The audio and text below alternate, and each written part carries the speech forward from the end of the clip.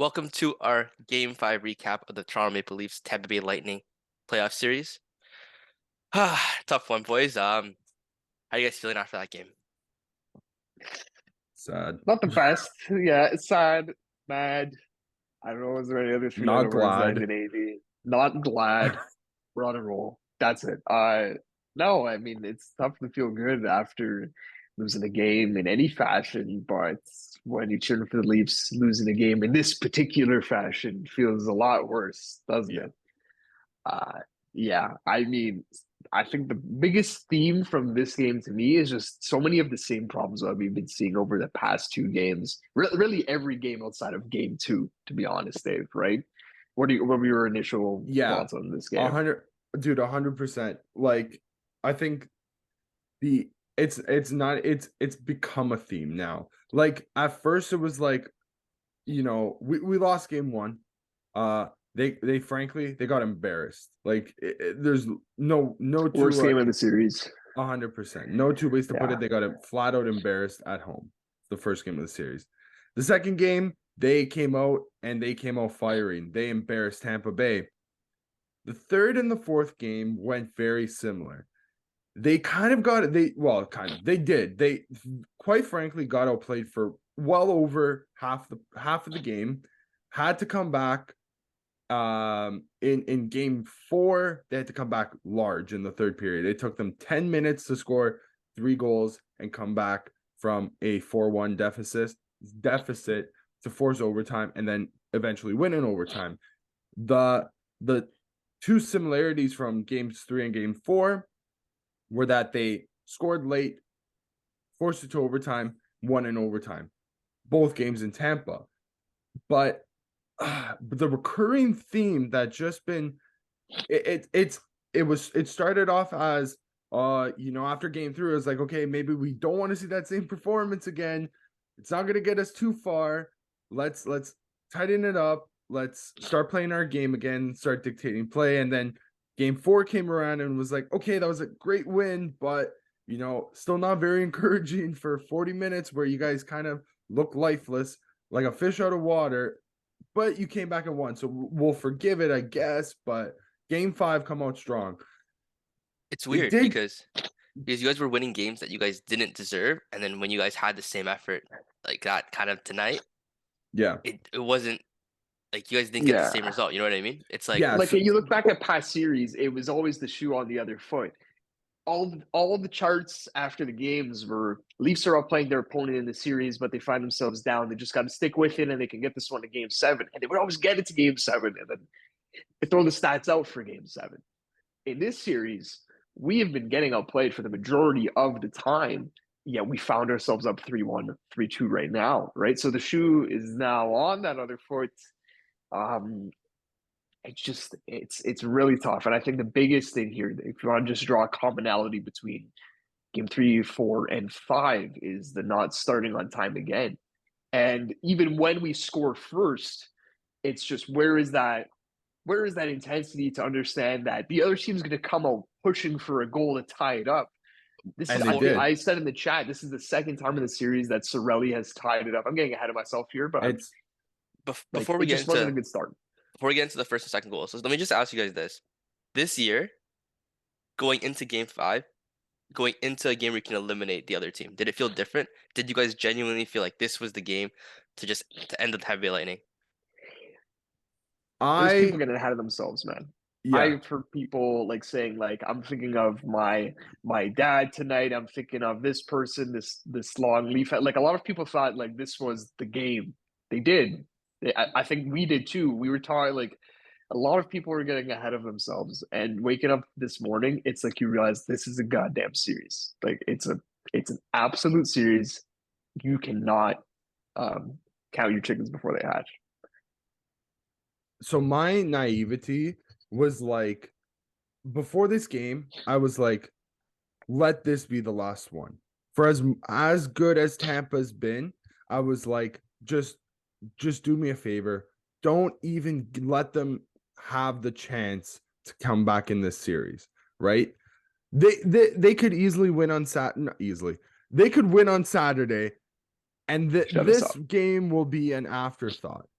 Yeah. The problem is when you get to Saturday, it's what team is going to show up. So was I thinking today was going to be the last game? Of course I was thinking, or yesterday. I'm at a loss right now. Like Devastated, huh?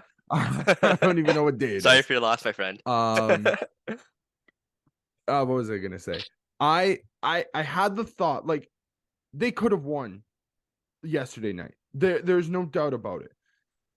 But a little voice in me was like, they could also not. You know what I mean? Like, there's always going to be that little voice inside of all Leaf fans saying, like, telling us the worst because the Leafs have constantly just shown us the worst case scenarios. They have never done anything the easy way. They always make it the hard way. So that's why I was like, you know what?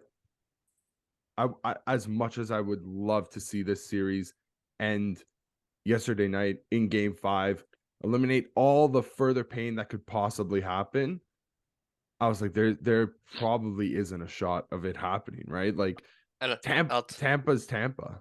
I'll tell you what, your best player this series has given you guys that shot. Morgan Riley scores from a point shot, I believe, beats Vasilevsky clean with no screen. This goal goes in. How are you guys feeling? Morgan Riley is him.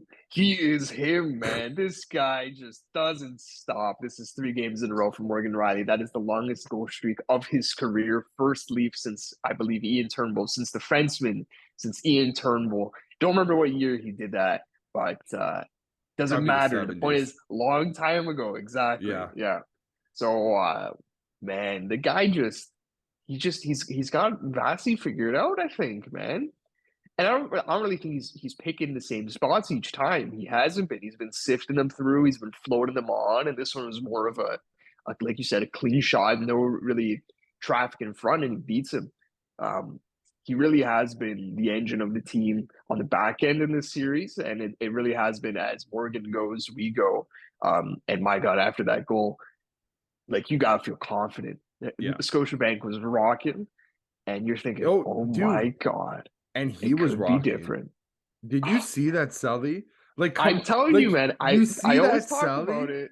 Yeah, Ah, it's the so Viking, Sully. It's just I'm gonna scream at the top of my yeah. lungs, and you're gonna explode like a volcano, Sully. I love it. So I have two thoughts on that Selly in particular.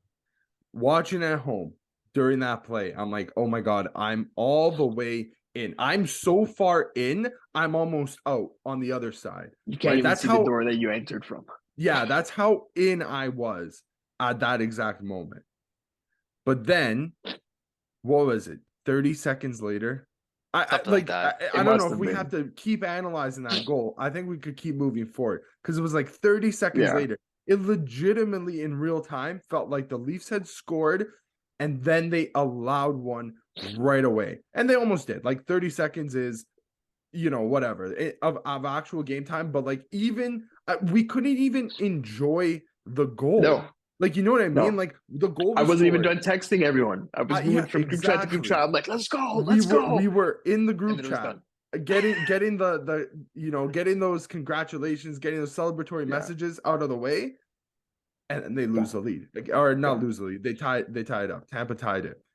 It's like, you see that Selly, if you're on the bench, whatever, if you're on the ice, you see that Selly, and that doesn't make you want to run through a wall for Morgan Riley. Like, what the Do you hell's going know? on, guys? Do you know which forward line was on the ice for that goal? Because we know it was Hall and Gio. I think it was line 3, the Achari line. You I expect don't we think it do was line. expect better from that line, don't I we? don't Though think we it was do. line 4. So here's another theme that I guess I've noticed. We've kind of brought it up on the show. If your bottom 6 is not at 100%, that Tampa bottom 6 is gonna run riot on you guys. I don't even think it's like it. Literally is just that third line.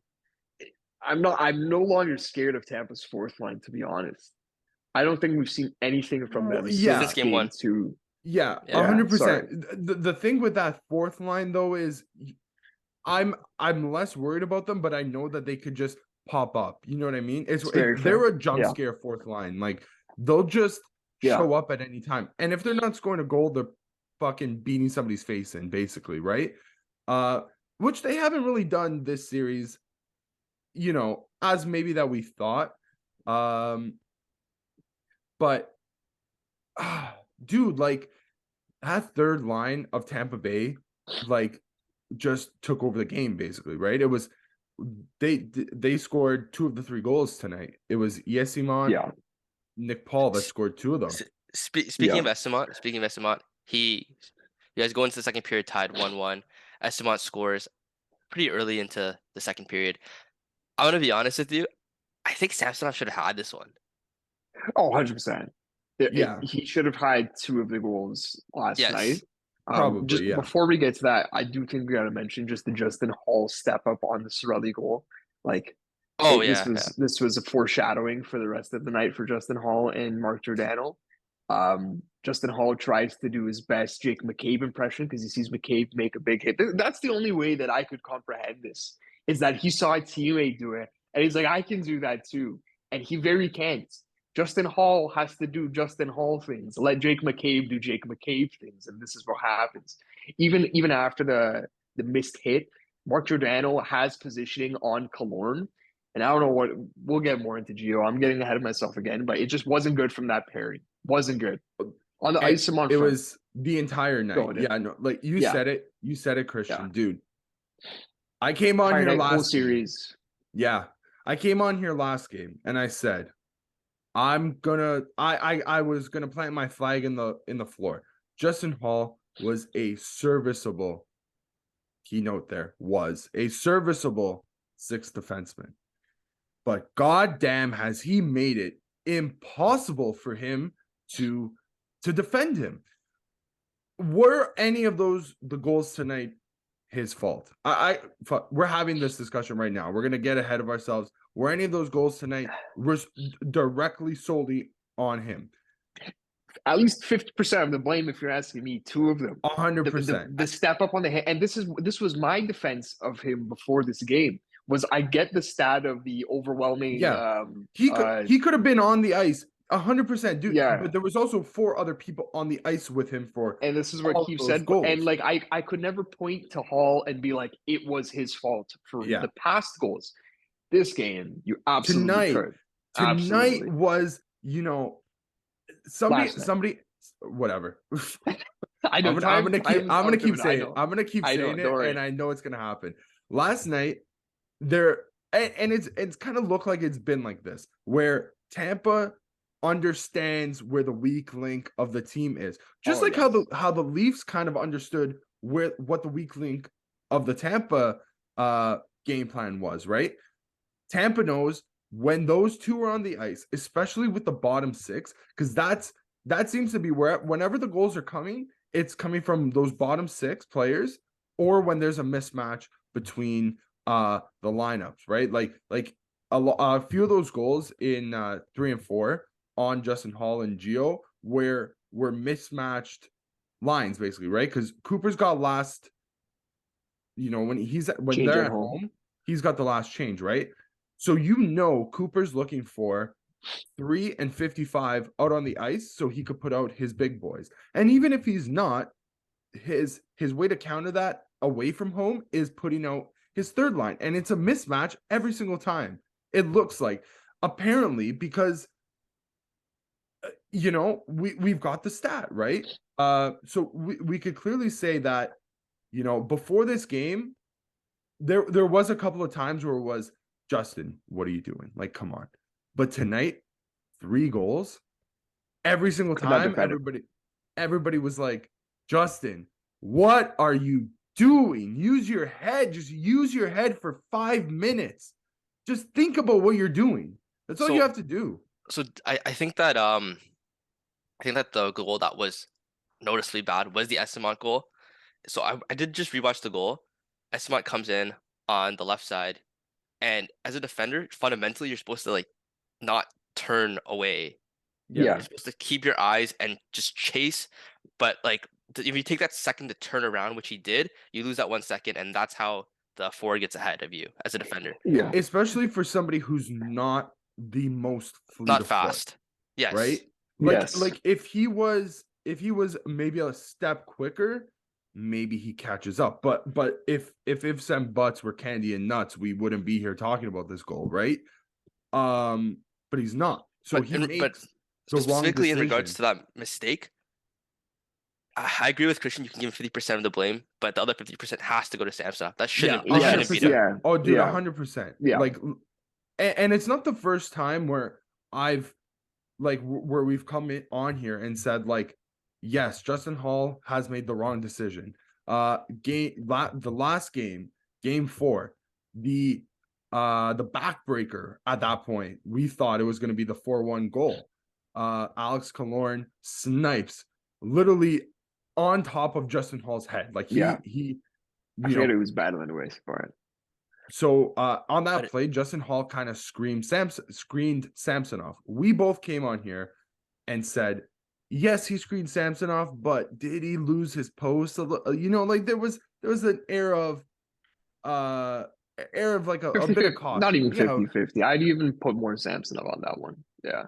Maybe, yeah. It doesn't matter. But two wrongs just don't make a right? So that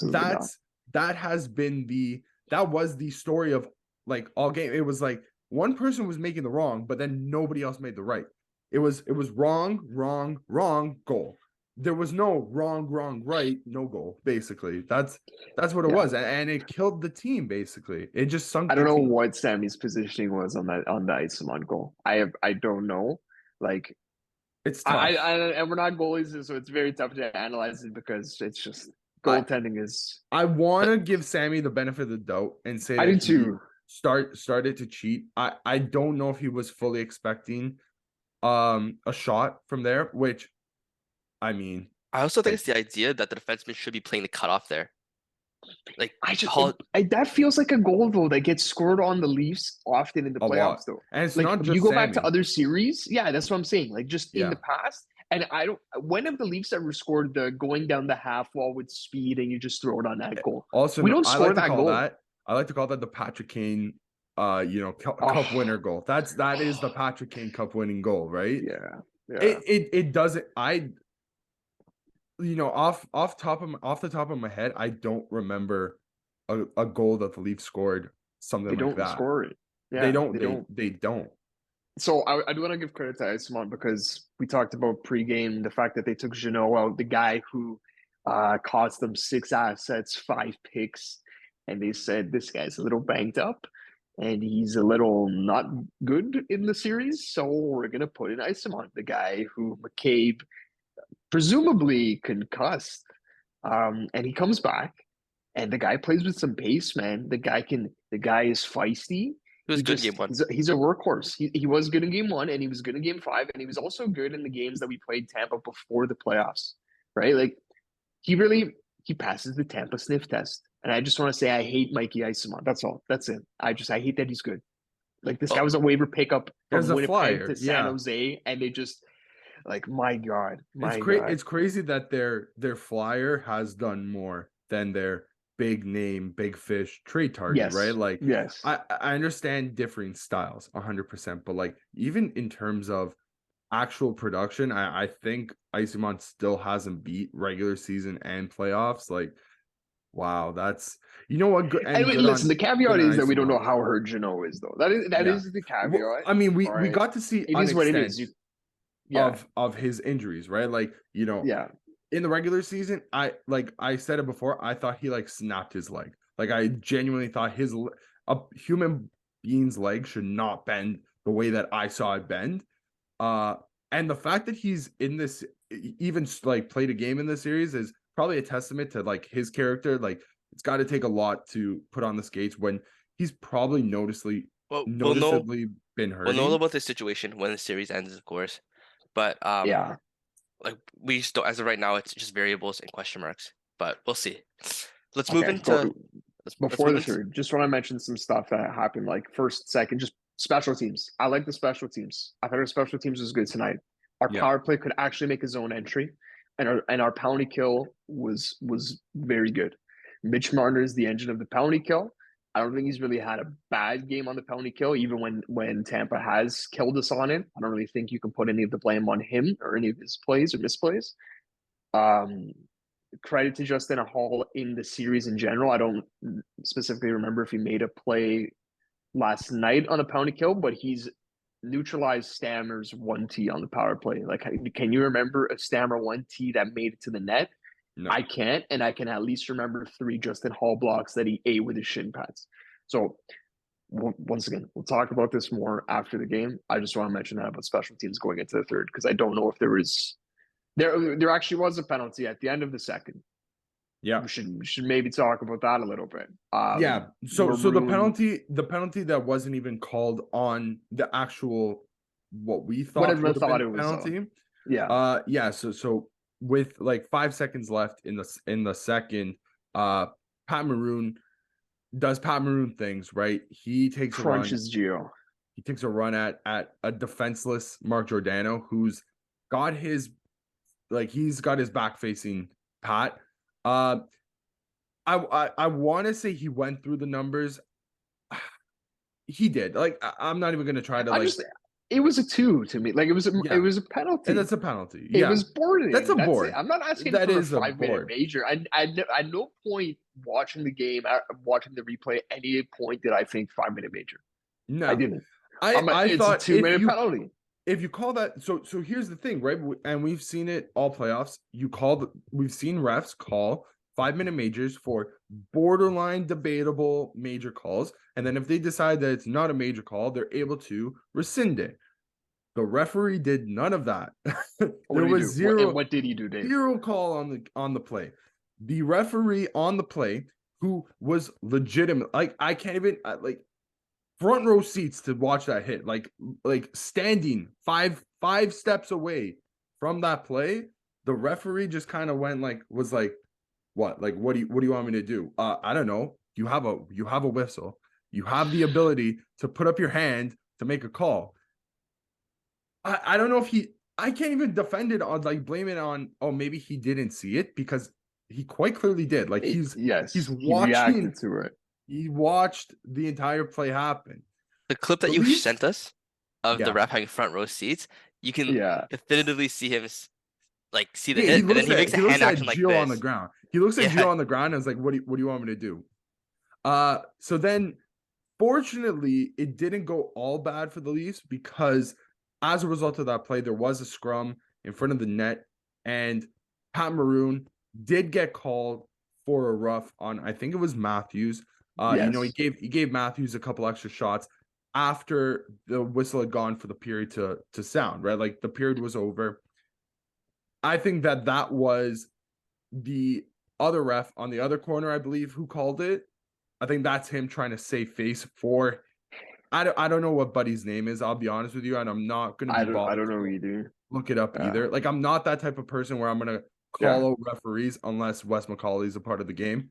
I sent the scout in the refs report before the game. Did you happen to see that? I don't remember their names, but did you see what the record was? They were the Leafs were 9-0-1 in the past 2 seasons with either of those refs.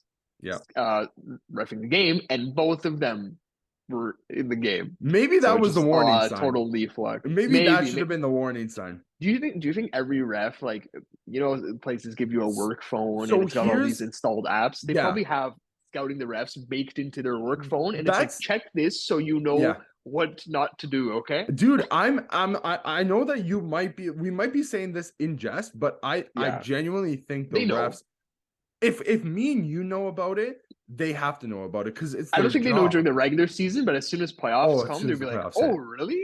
Yeah. It's their job. If that's getting traction, right? You wouldn't think somebody who's maybe a relative of that ref sees it and is like, hey, did you know this? And then the refs that are calling the game, I don't know the guy's name. Maybe he's like, ooh, that's a little bit thin. And listen, we're not going to sit here and say I don't really think that the referees cost this game. They did not. No. Did they have missed calls? Did they have missed calls? Of course. Yeah. At the end of the day, you still got your penalty. Yeah. At the end of the day, Maroon still went into the box. So I do want to say, I do want to give a little bit of kudos, and I'm not going to stretch this point, but a little bit of kudos to Matthews for being the one to initiate the scrum after his teammate went down, because we heard in the middle of the season when there was the Konechny stuff, Mike Rupp went in on Matthews. Everyone went in on Matthews for his stupid smirk and leaving the scrum and And having Gio fight his letting fights, Gio fight it. It's a great role right? reversal here. So And also just like Matthews with the Stamkos fight and how he turtles and everything. I do think that Matthews deserves a little bit of credit here for being the guy who said, "Hey, that's my guy," I and he do elected have a penalty. the A official little bit of box kudos. score, and the Yeah. penalty was maroon roughing on Giordano. Oh, I, okay. So I it's don't still not a I rough. don't know. Boarding, charging potentially, Okay. but At I that don't point, know. it's just whatever. Yeah. Okay, so then they One had to last have thing. changed the call because I believe when they made the call, it was marked down as maroon for roughing on Matthews. Maybe somebody got mixed up there, like they got their wires crossed Or and maybe ESPN Yeah. just like didn't update their box score. But something like that. So it okay. is weird. Like I said, That you know what that screams to me as a play that was a made up. That's a made up call play. That's a play I that think it's they like you said, tried it's the to. saving yeah, face thing, right? at, That Maybe was it the was the saving far face. ref who made that call too, and he said, "Well, if you're not going to call him for boarding, I'll call him for roughing." For Right? Maybe roughing. that's what Yeah. happened. at the end of the day, you guys still One got the little thing penalty. on the Yeah, ref thing, guys. What did you ever just wonder? Like, what do the refs do in intermission? Right? Like, there's the ref room. Do you think they just like sit there and stare at each other and just like no, like they talk, Smoke right? break? Oh. Right? Yeah. Like I just I feel like that's a lost thing that like the refs are talking to each other. They're saying like, "Oh, did you see that missed call there?" Or do you think that this was that? How about that player? Like they they make game plans in their intermission room, same as coaches do, right? It's like, Yeah. okay, we got to be stricter on this front, maybe a little bit more lenient here. Keep an eye on that guy because he's been doing this, and I noticed that. And then this other guy was yapping on the bench. It's just something to keep in mind. I feel like that's something that's lost and just kind of came to my head. I'll tell you what though. Um, no penalties in the third. The refs didn't call anything there, and going into the third, Nick Paul, third line once again scores, makes it 3-1 in the middle of the third period. You guys are down 3-1 at this point. Is the game wrapped or no? Is that what you're thinking in your head, or do you guys still think there's a No, little bit of sliver of hope? I you mean, you can't. yeah. Just watch the past two games, No, right? You can't. I'm in full agreement there, Christian, but I I don't think that okay, so prior to the Leafs second goal, I think that there was like maybe we started to start to see signs of life in the third period 6 minutes left, maybe. yeah. So There was a lot when of I time when in I between. saw You're that right. when I saw that Paul goal go in, I was like, this is officially like of all the back breaking goals that we saw over the past couple of games where it was like, wow, we really did not need that one right now. Like it just did not give us the chance to win. I think that one definitively was the one that kind of got away from the Leafs, that made this game go away from the Leafs. It was just so But messy, man. it also in turn kind of sparked a higher gear, which I can appreciate. Because we saw the Leafs kick it from third to fourth to like fifth gear after this goal goes in. But again, yeah, that's a real backbreaking, messy goal to concede. Did Aston Reese not like kick it back out in front? Like, Zach. I don't know if I blame that one of him because like the Yeah. puck ended up in his feet. It's not like he Yeah. put the puck in his feet. He was just receiving a pass, and that's where the pass made its way, and then he kicked it from there. If anything, you can maybe quibble more with the fact that whoever it was shot the puck. I think it was Paul who shot the puck, and then it hit Zach Aston Reese in like the hand or something, and then it fell again, and he scores on that shot. But my God, what is Sammy doing on this play again? What is he doing here? I don't know what the hell he's doing. It's like all the goalie fundamentals went out of the window. Yeah. It's I those big movements. yeah. It's he when he starts to get squirrely, when like and you'll notice it like I mean, no goalie I don't think is, or at least him, he's never gonna be 100% like down pat, cool as a cucumber for 60 minutes every single game. he has his moments where he starts to make like really big movements and he starts to look like I said, like squirrely. And when when that type of stuff is happening, like you could see it, and it's like, dude, just take a breath and I relax. Just yeah. go back to a better place, man. Because you It's like you see the same. You see both sides of Samsonov in the same game, though. That's what's frustrating. Is I don't know when he's on and when he's off because 5 minutes he can be on, 5 minutes he could be off. I yeah, feel like we saw big Sammy saves in this game. There was a point blank save on Stammer in the third where he rips it out of the air with his glove, and I'm like, that's an incredible save there. That is a huge save. And then there's this stuff in the same period. yeah. In the same period. Within 5 minutes. Yeah. I've got thoughts on the goaltending. I'll leave it for after the game. Or like after we get through the game.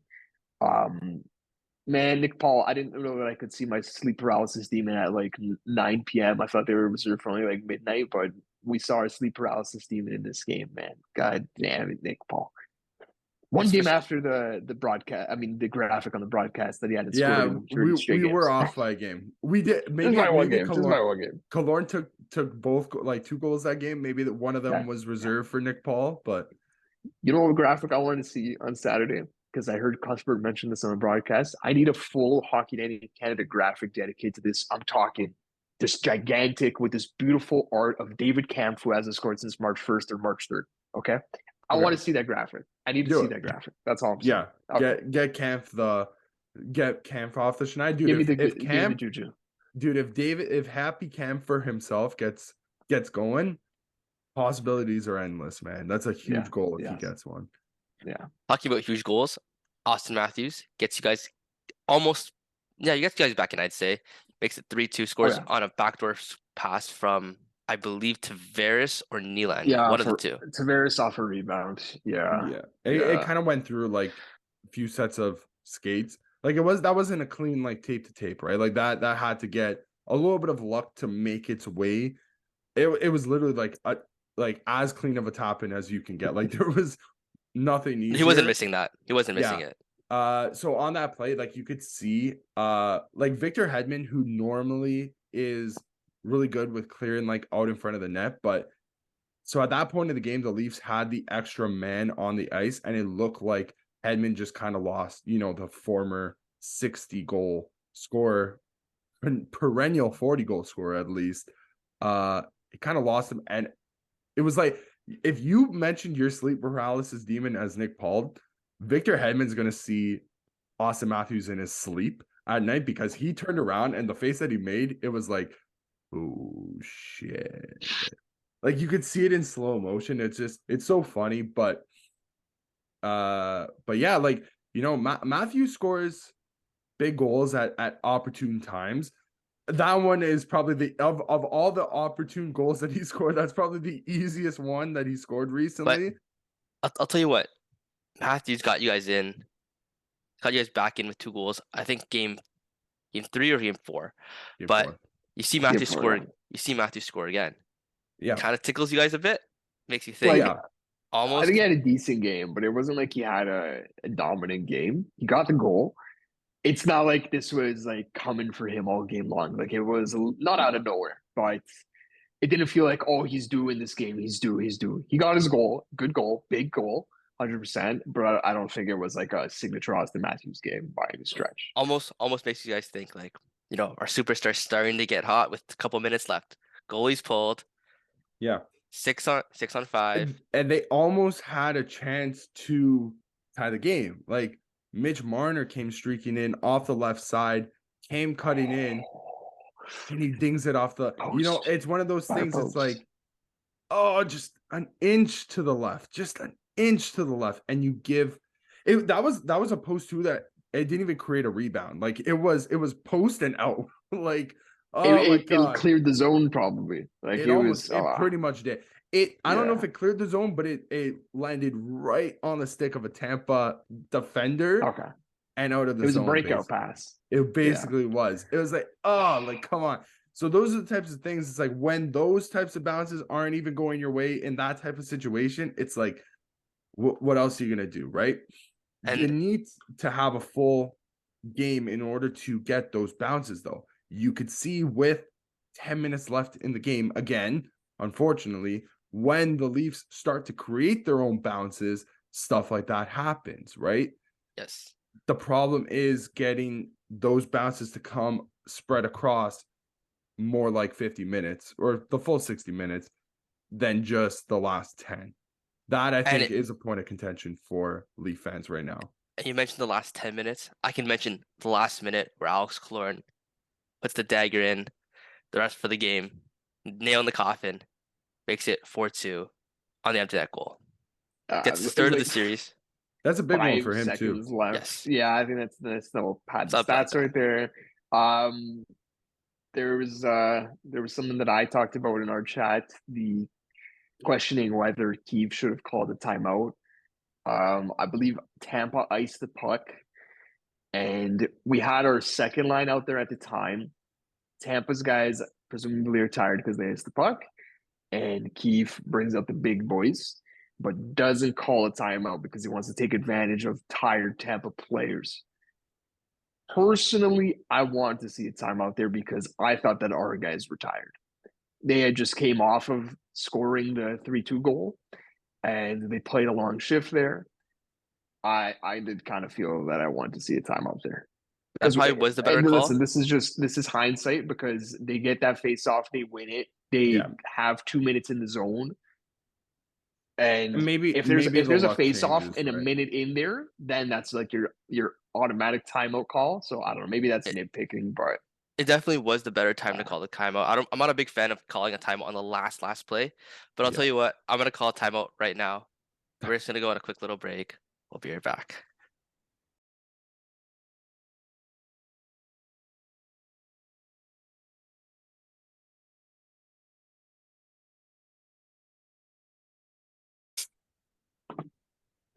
Okay, we are back from a little timeout, a little break. So we ended off with the game, and we were talking about how Sheldon Keefe should have called a timeout a little bit earlier to the last 15 seconds. Man, after this game, what are you guys thinking? Honestly, when now that we've given you guys a night to sleep on the situation and on the context of the series right now, how are you guys feeling going back to Florida? So, do you want my honest thoughts after, like directly after the game? Yeah, Dark thoughts. Lots of dark thoughts came through, right? It was the amalgamation of the worst fears that I've, my deep dark fears. That's the amalgamation of all of them, right? They're starting to come true. After a nice, good night's sleep. Oh, dude, I can't even lie to you, had a fantastic sleep last night. Even with that loss on my mind, I slept magnificently. I can't I even did not. complain. Really. Oh no, it was not a good sleep for me. It was a toss No. and turn type of night for you, eh? Oh yeah. After, I would say about 12 hours now, I'd say that we give it since the end of that game. I would say there is hope that, like, there's a lot of signs pointing to say that game 6 on Saturday in Tampa Bay could be, fingers crossed, the nail in the coffin for the Tampa Bay Lightning this season, and therefore bringing the Leafs to new heights that we haven't experienced in our lifetime, or at least that something that we could remember, right? We 2004. did That's not that. develop the Yeah, that's that consciousness. Yeah. weird. It's the weird memory, right? Where it's like Yeah. we just didn't have that consciousness net yet. If it was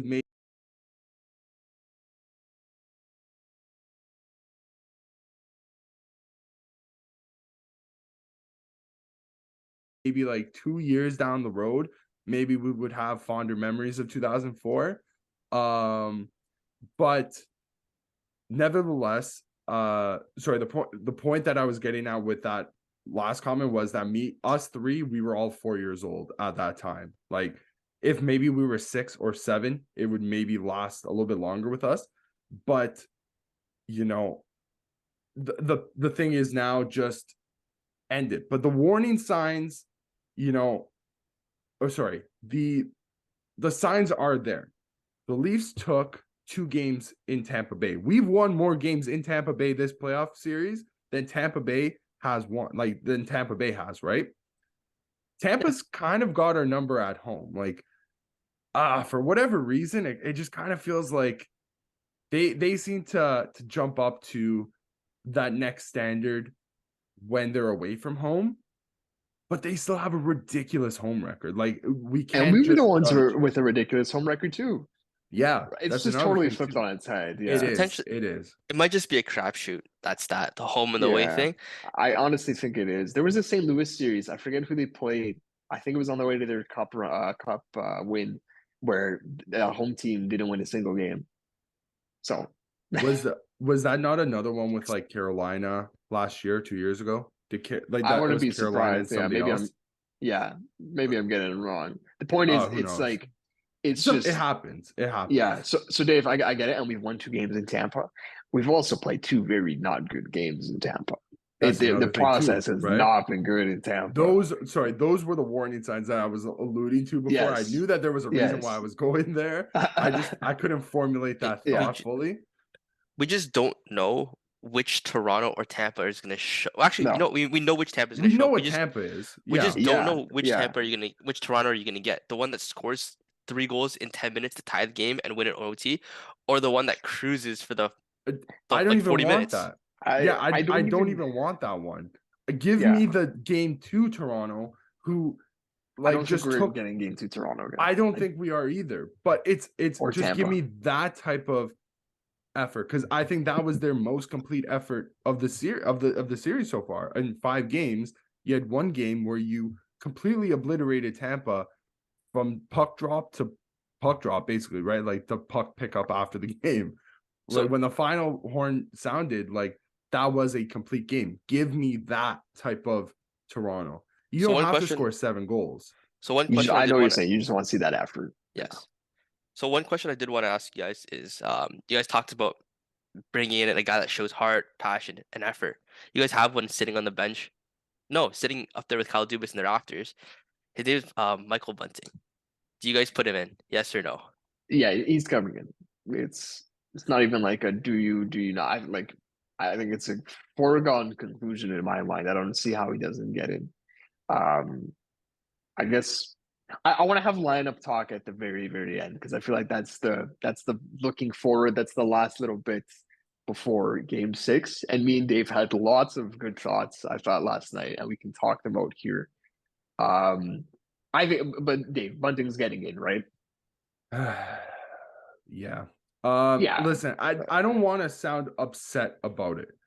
The thing that I said in after game 4 was, the question was, does Michael Bunting get into game 5? And me and Christian were in agreement, no, right? As much as, he's a 2-time 20-goal scorer now. He scored over 100 points in 2 years. How many NHL players can boast that honor? I'd say maybe half of the players who skated like 60 plus games this year can say that they put up 100 points in across 2 years. There's not many players that do it, right?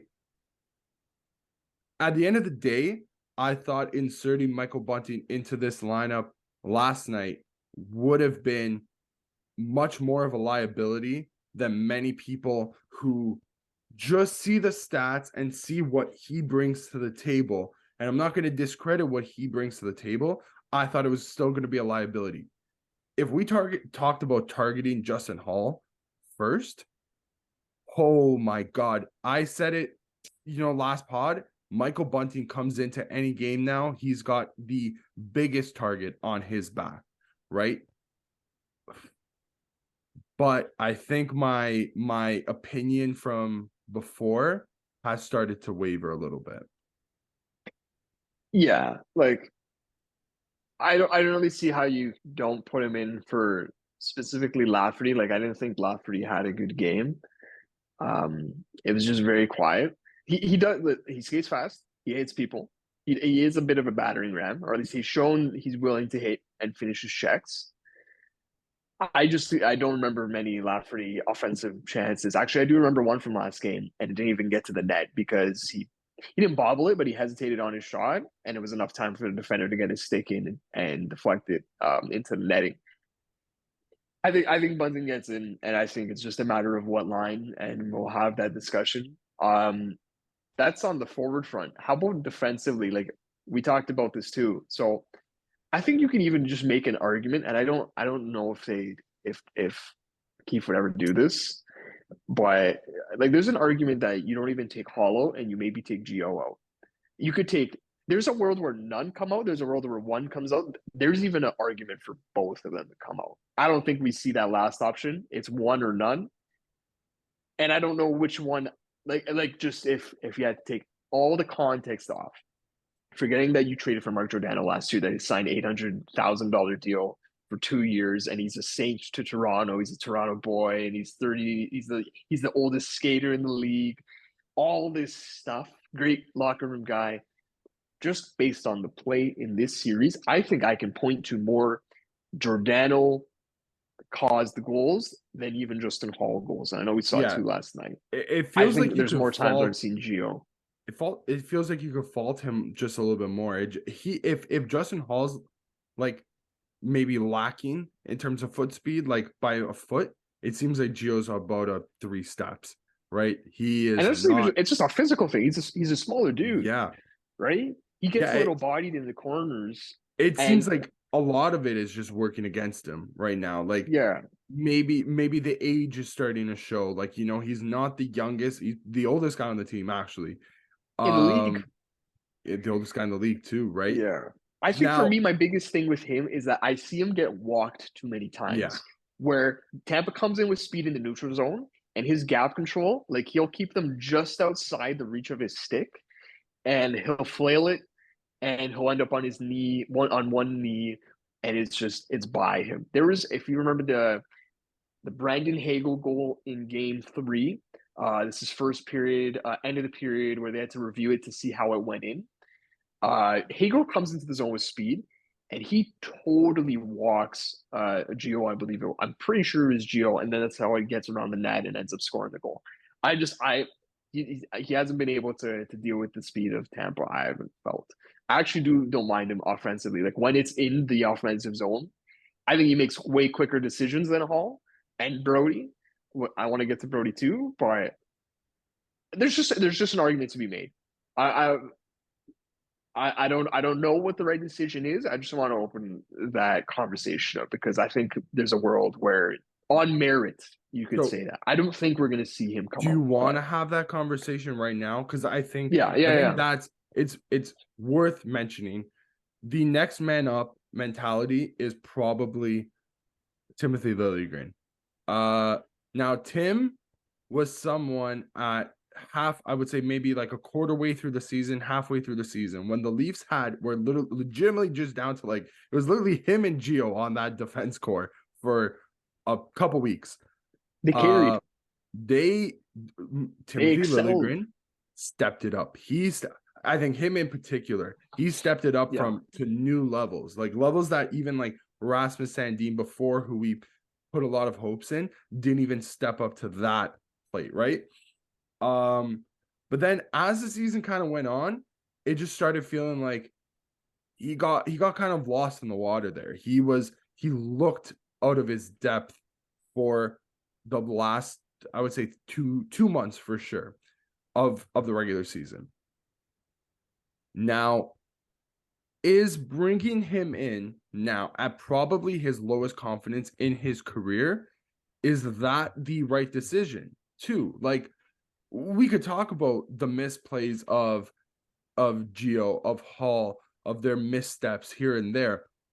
Is bringing somebody in like that who Tampa's a team to target players who probably have lower confidence. I would say like a big factor in the poor play of both of them has been like just you know getting that confidence lower and lower. Like every time that they get scored on, you could have done something better on the ice. So for Hall, if he's on the ice for 14 of them, that's 14 instances where he said to himself, man, what do I got to do to not let that happen again? Right? That has to drain you a little bit at least, right? If you put in Timothy Liljegren, who's I would say pretty cold right now, if you're just going to throw him into the fire, are we not going to see the same types of missteps? I'm hoping not, right? It's just, I don't know. Do you want to let him figure it out? or I do you also want to I also think make it's that the rash idea. decision? I also think it's the idea that when you put Liljegren in, you don't know what you're getting. With Hall, you know what you're getting. So you're kind of playing like a little bit of a lottery box here. Going on the left side, if you go with Giordano and you decide to take him out and you put Gustafsson in because obviously handness, you don't know what you're getting, especially because, well, Giordano's played with you guys the whole season. Gustafsson's maybe gotten what, like 10 games with you guys max? For me, I personally think that if you want to make a change, it's gonna be the Liljegren for Hall, but I don't know if you do it just because you a known variable is always better than a unknown Unknown. variable, if that makes Yeah, sense. 100%. I honestly think the roster machination that I've come around that David brought up the idea for is 11 and 7. I'm not opposed to it. I think if you wanted to take out Zach Aston-Reese, who's been good, I actually don't think he deserves to come out of the lineup. But if you were to take Lafferty and Aston-Reese out, bring Bunting in, have Kerfoot and Kampf as your extras on the fourth line, and then you have a top nine with the rest of the guys. And then you choose one of Gus or Lily just to have as an extra. I don't hate that. I don't. Yeah. I So actually think I like that. maybe if you're sheltering, like if you use Justin Hall in a pure penalty PK kill, like roll. literally just sit in front of Steven Stamkos is one timer, maybe 100%. Because yeah, apart from that first game, has he been like at fault for many of those penalty like power play goals? Like it seems like all the goals tonight were 5-on-5, right? Like that seems to be where he gets burnt and looked like where he gets walked like a dog most often, Yeah. right? So this goes to the thing though, right? If Hall's specialty is penalty killing, we've seen the game become way more 5-on-5 because as the chart has gone around that I saw on the SDP, I don't remember if it was Cam Sharon, I don't remember who tweeted it, don't remember who came up with it, but it's just the chart of penalties called relative to regular season games in game 1 through 7, and the chart basically flips after game 4. Penalties just stop existing after game 4, and we saw that in game 5. There wasn't as many penalties, and there was a bit more missed calls.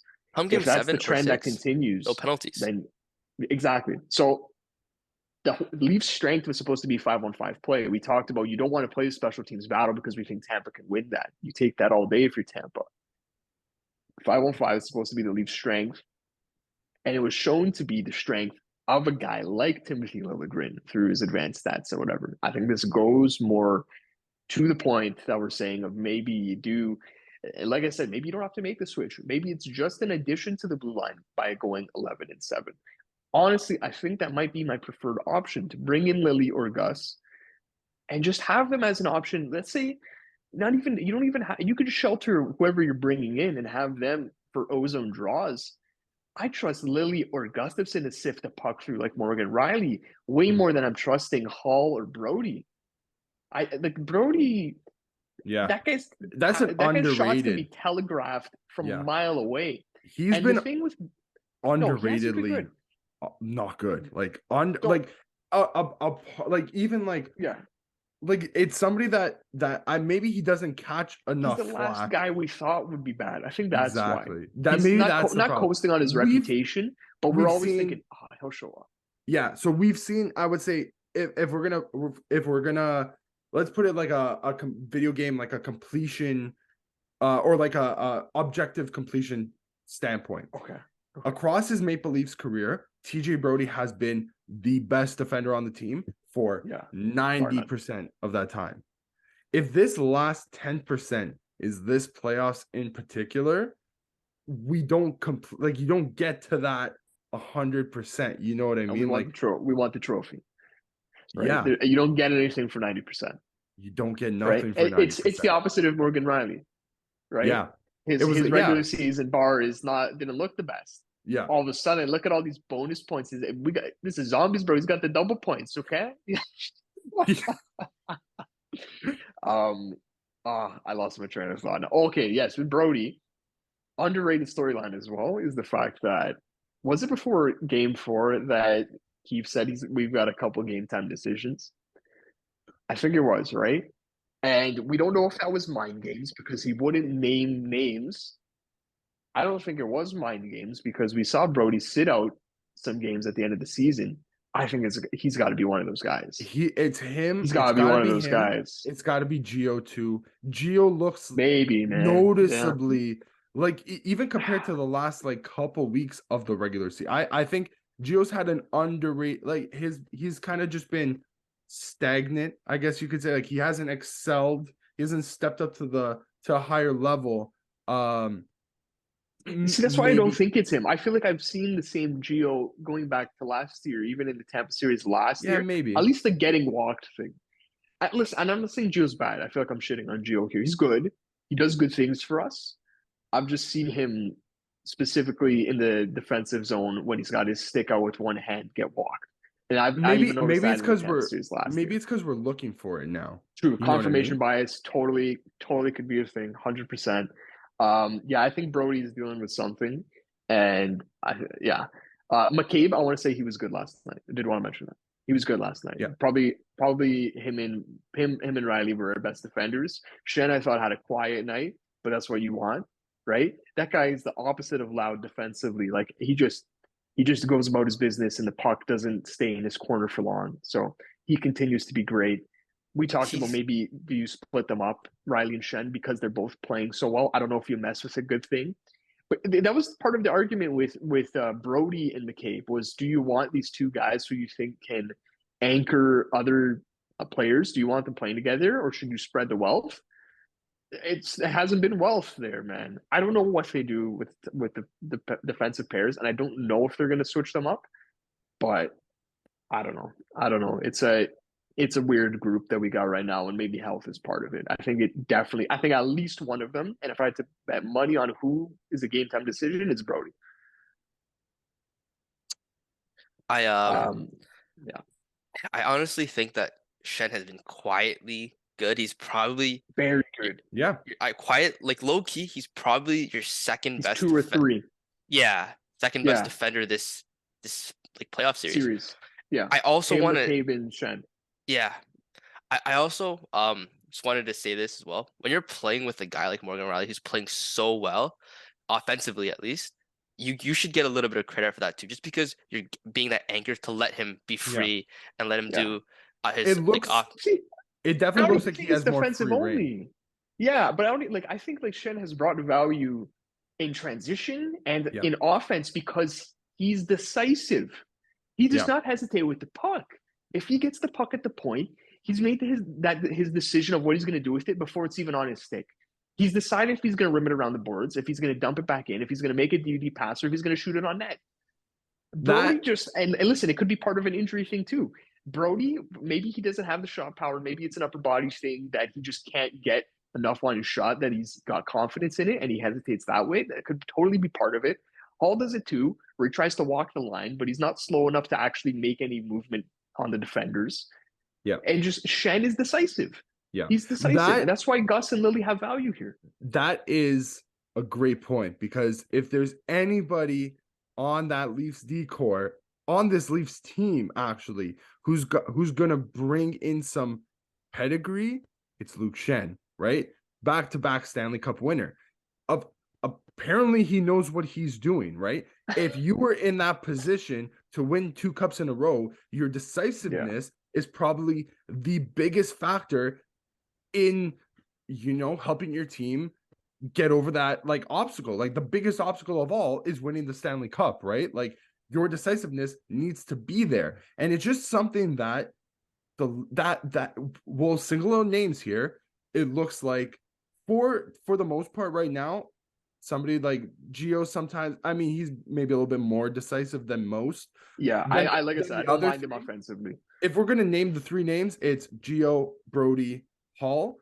Yeah. Of the 3, it looks like Gio's probably got the most decisiveness out of the 3, and that's probably at a 50-50, right? The other 2 look like they don't know where they are. It's like they don't know that they're professional hockey players sometimes. See, we just talked about like there's 50% of the D who are doing great and 50% who are not. And you, just in your mind, it seems so simple.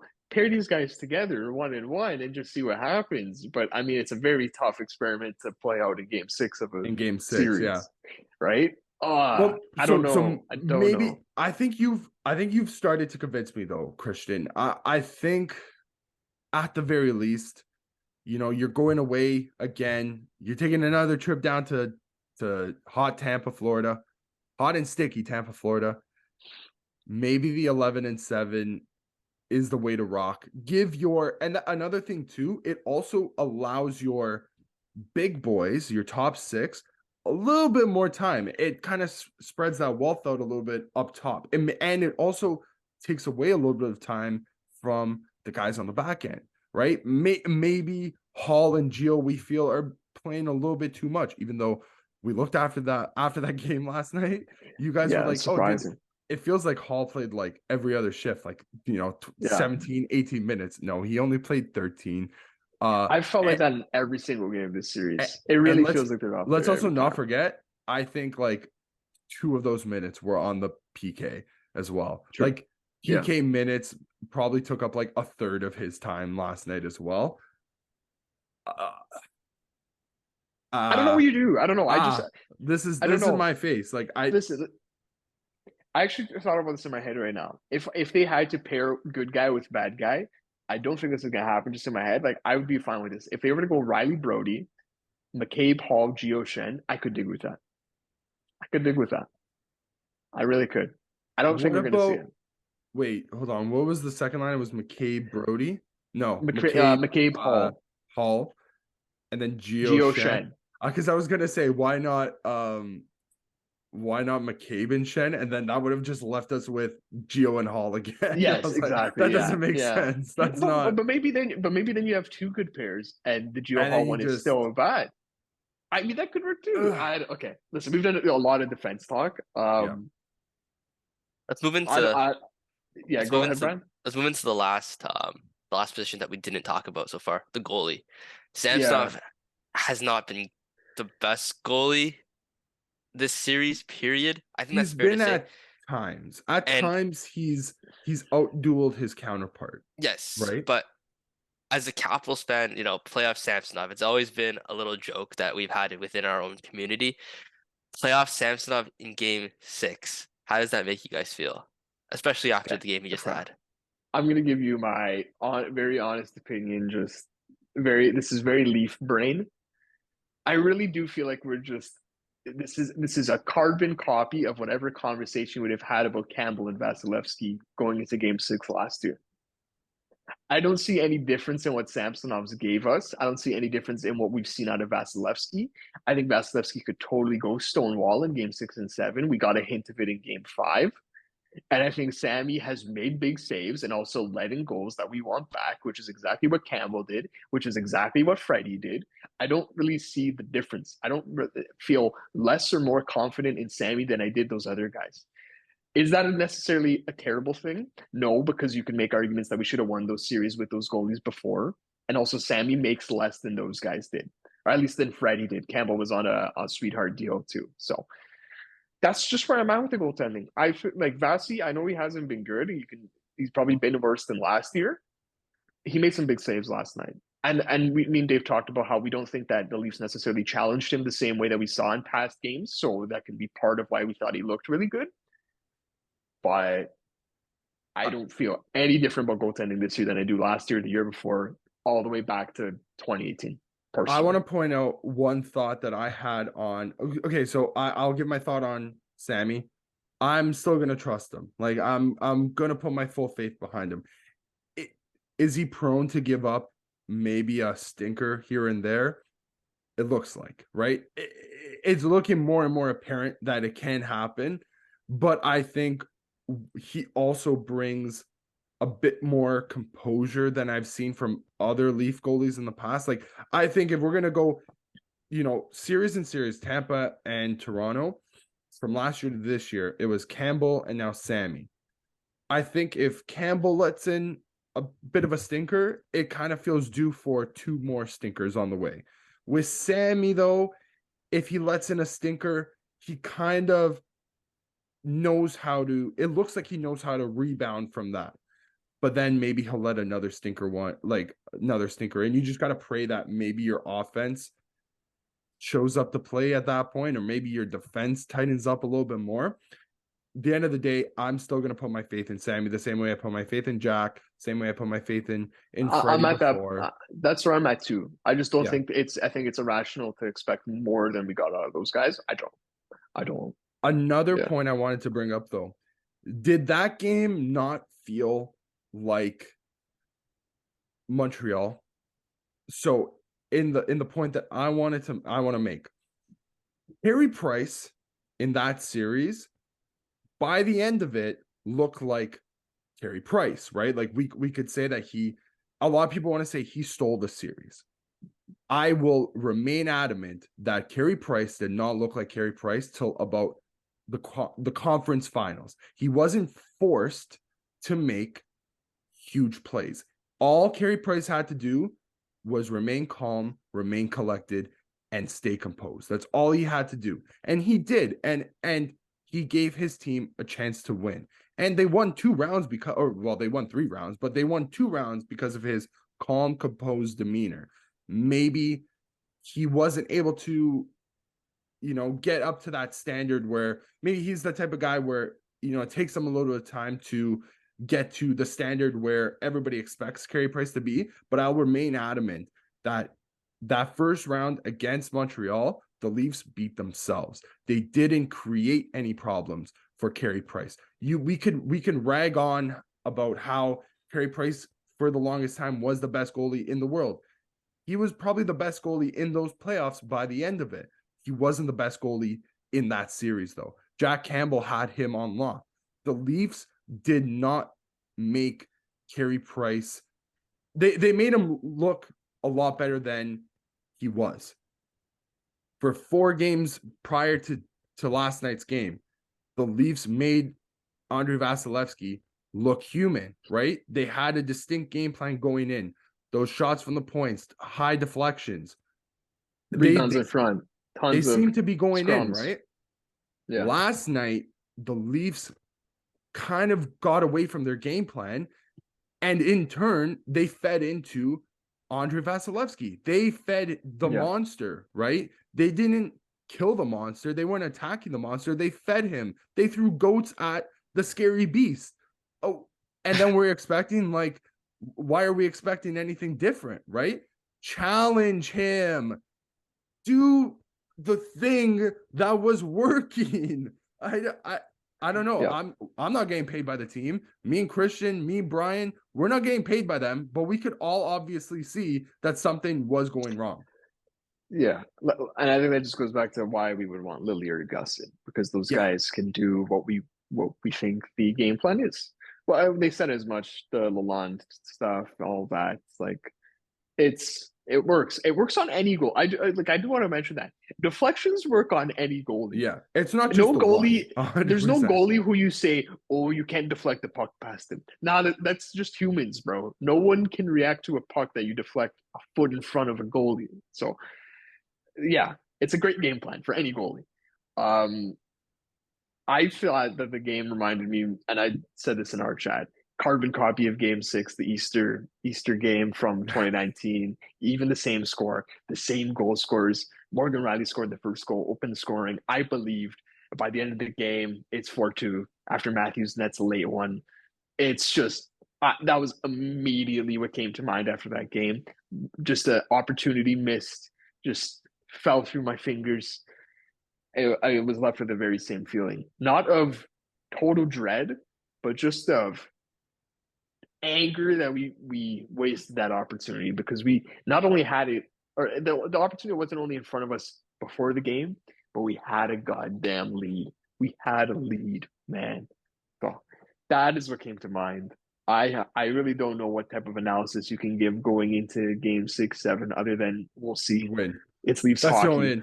That's the only analysis I have. We're in the danger zone. This is the danger zone of every Leafs series, Game 6 and 7. This is the most pivotal game in this series, 100%. We could talk about how we could talk about how Game 5 was pivotal.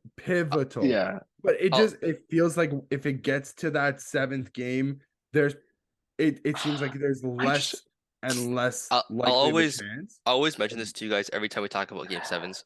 2018 against Pittsburgh. If we knew for a fact that if we didn't win that overtime, if we didn't win that game, we were losing in seven. It's just Yeah. how it happened. We just I everybody knew. Do you guys have that same feeling I right now? don't. I don't about Game 7 because I thought we played a decent Game 7 last year. Like I don't think we crumbled to the Game 7 demons last year. It was just a regular hockey game with a stupid non or a stupid penalty in the first period or whenever JT scored the goal and Hall makes the pick and we get called for that. That was the only like wacky Leaf thing in that game, I thought. It was a Yeah. 2-1 game, right, Dave? Yeah. That Morgan Riley scored it because he's Morgan Riley. Yeah. I thought it was just a regular hockey game. Like I don't think there was Leaf demons in that game. Yeah. And so if this team is different, the buzzword, I don't see why they can play a regular hockey game that they maybe even win in Game 7. I don't have the voodoo Yeah. with Game 7. I don't think like crazy Leaf crap has to happen, and then we might. That doesn't mean we're gonna win Game 7. Like we could totally lose, like we did last year. But I don't have the heebie-jeebies like I did before last year. Total heebie-jeebies before Yeah. last year. So my thought is don't even let it get to that point. Just put it. I said it, Put it away. before Game 5. Just end it. You have the foot. You Yeah. have your foot on the throat. Stop down. Just choke them out, please. So Just you made whatever. a point in our chat, Dave. Do you like the fact that they're on the road for this game, right?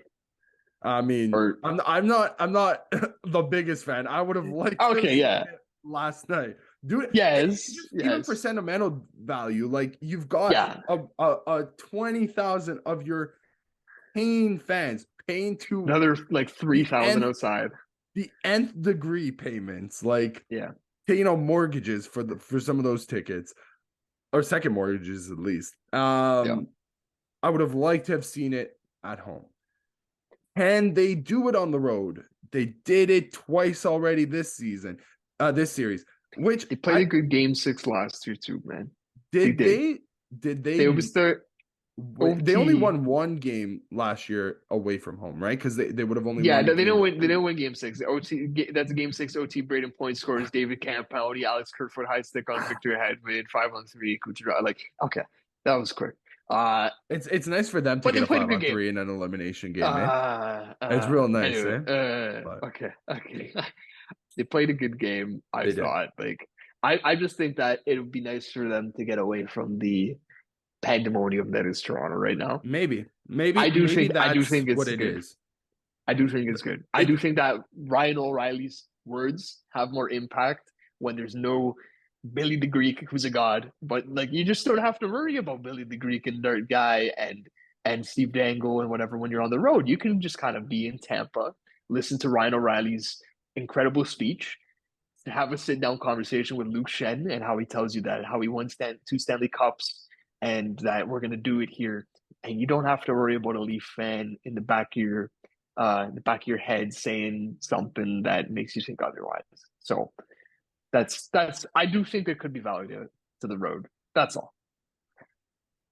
Okay. Anything else you guys want to say before we end it off? I think I'm good. I'm good.